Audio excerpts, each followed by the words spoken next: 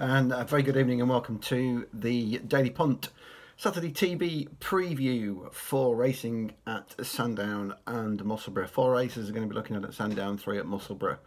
All shown on ITV4 tomorrow. Some really good racing to look forward to, not just at those cards but Wetherby as well, where I'll be heading tomorrow. And of course over in Ireland there are previews out there for the Irish racing. I won't be covering that tonight, so do have a look out there, because as I say, there are 2 or 3 really good previews I've already been reading. We'll crack on because these videos, we've got to keep them fairly tight, you know. YouTube don't like me going over 15 minutes with these, they get upset. Sandown, the first race, the 150 Contenders Hurdle, 3 runners, complete waste of time as far as betting goes. These races shouldn't even exist as far as I'm concerned. It's literally little more than an exercise canter for Belvedere, who will beat John Constable, and the pair of them will finish about 10 minutes clear of Captain, who will get £3.5 grand just under for finishing third. So well done to them for the placing. I'm not even going to talk about it. It's just, you know, it is what it is, and Belvedere should win en route to trying to keep his title at Cheltenham. The 225, the Scilly Isles. Interesting race. I'm not sure I want to have a bet in the race. Should be some pace on here.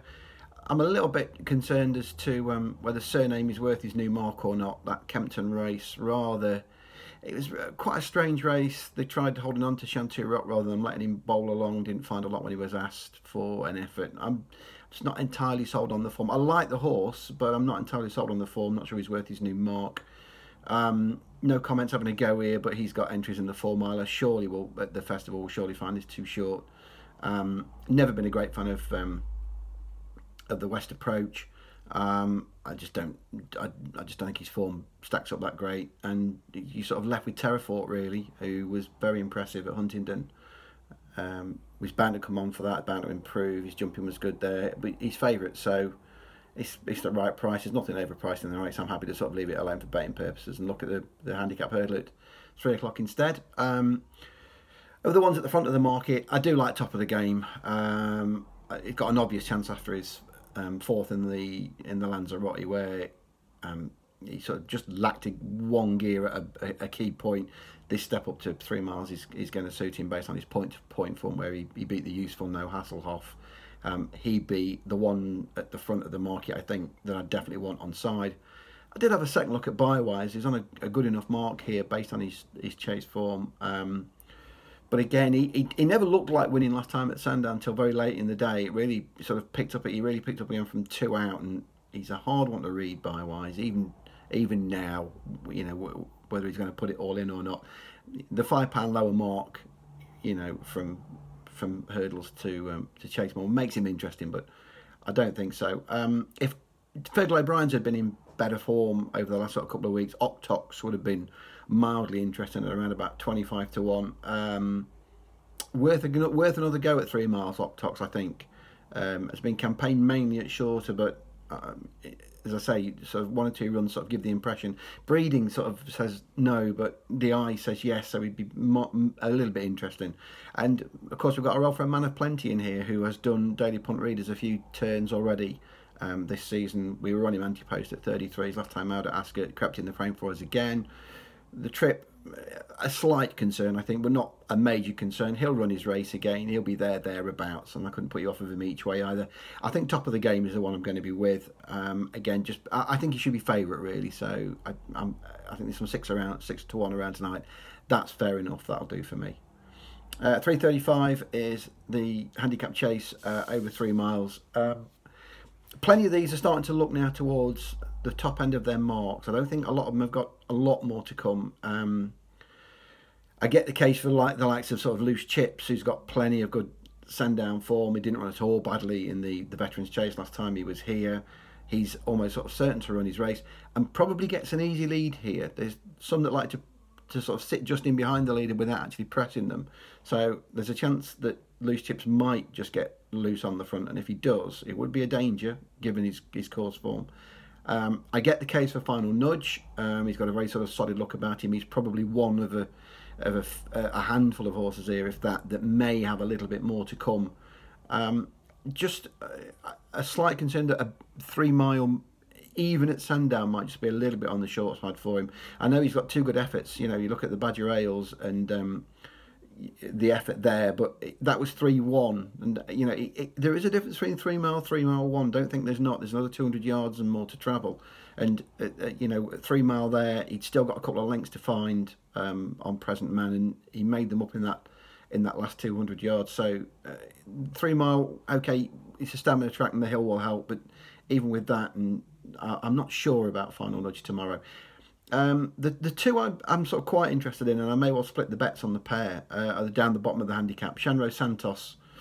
Your worry with Shanro Santos is a blindingly obvious one. It's his fencing technique, which sometimes lets him down at key moments. He will make a mistake tomorrow. You can almost sort of guarantee it. He just can't put a clear round in. That's the worry. As long as he only hits one, he may get away with it.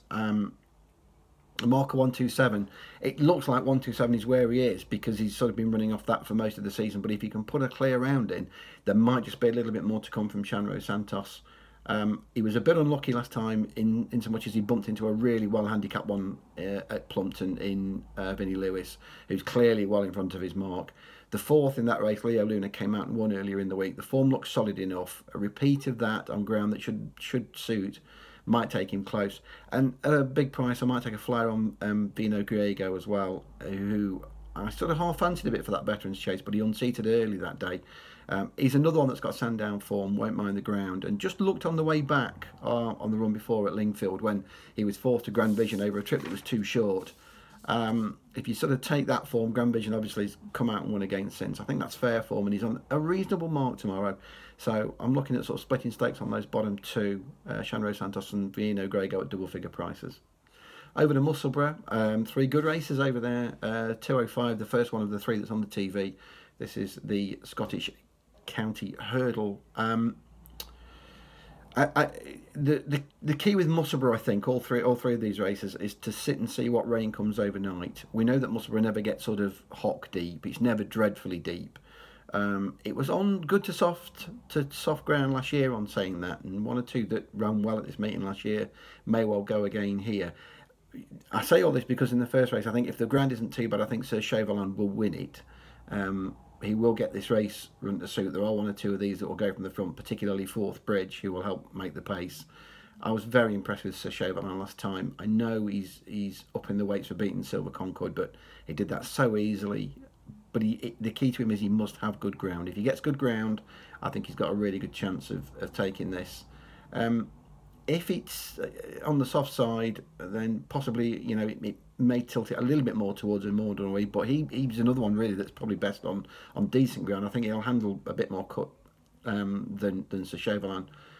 He stayed to Irish Row last time. That looks decent form now. That's standing up quite well, and he's got a chance here of giving the weight away. If, as I say, if the rain does come, it will be against the Chauvelin and more towards an modern away.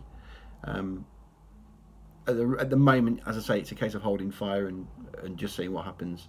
245 is the champion chase. Maracuja faces an easier task here. The worry with Maracuja, he's got a bit of quality about him, but he just doesn't win enough for me. You've got to go back to October 2016 to find the last time that he actually got his head in front, and that's a little bit of a concern for me with Maracuja. I looked at others in the race. It's not an easy one to solve. Solar Impulse ran well here last time, just got worried out of it by Mixed Boy in a driving finish. He's up £3 for that. That's sort of neither here nor there because he's still on a very good mark on old historical form, and although he's probably not capable of that anymore, conditions should be okay for him tomorrow. I expect Solar Impulse to run his race. The one I'm going to go with though is at the bottom of the handicap again, Chain of Beacons, who at worst here looks back to lay material, and by that I mean you can bet him pre-race and lay the stake back off in running, because he always travels well. Chain of Beacons. Sometimes he doesn't quite find what you're going to expect. He did last time. He found enough to win. He's up a little bit in the weights and he's up a bit in grade here, but he just looks like a horse that's still improving, and Brian Hughes could be an ideal fit for this horse, because he'll need just sort of soft hands to bring him into this and then bring him there at the last. I think he's a chance here, Chain of Beacons. And as I say, at worst, I think you should be at least taking your stake back out on him. And he could just cop the lot here. And then 3.15 is the Scottish National. A few of these have been on the go a while. Mr. Approach probably faces a slightly easier task here than he has been doing. But this is his third relatively quick race, I would say. And that third to Milan's Bar at Warwick may well have taken a little bit out of him. It's a fairly quickish turnaround. That's my concern, I think, with Mr. Approach. Dancing Shadow won this last year. He was poor on his latest start, but he might well have needed that, and he has bounced back from bad runs before. So I wouldn't be totally discounting Dancing Shadow. Looking Well's an interesting one. We haven't seen this horse since June, trained by Nicky Richards. This one has not seen him since June. May well have been kept fresh for this. The worry again there, though, is the ground. I think if the ground goes overnight, that's very much against Looking Well. He needs it top of the ground, has to have it top of the ground, I think. But if it's not too bad tomorrow, he's definitely one that you should give consideration to. The one at the moment I quite like is Old Goniston Cloud each way here. He was second in this to Dancing Shadow last year.